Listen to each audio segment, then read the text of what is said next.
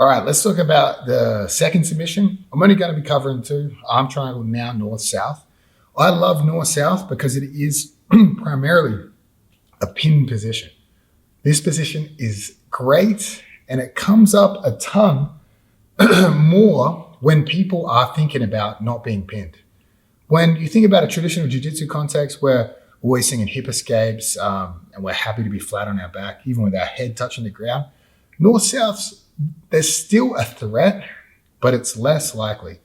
But when, say, like Spencer does not want to land with two shoulders flat on the ground at all, he'll quite often lift his head off the ground, and he might even land in a seated position like this.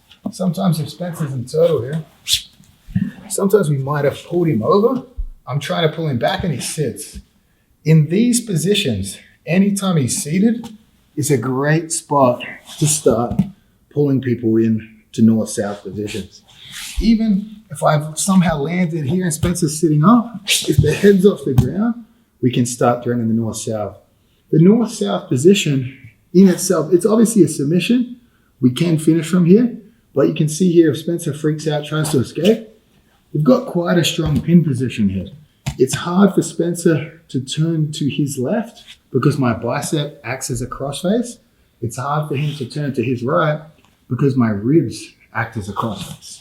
So however you find yourself in these situations, and again, it is very, very common when you deal with wrestlers. I think north-south chokes are much, much more successful when the bottom guy is completely unwilling to accept bottom position. So this is why I believe in the sort of the tools we've gone over in this instructional, learning the north-south is going to do you a lot of good because it's going to be both a pin and a submission threat, and it's going to come up a lot more often in this style of grappling.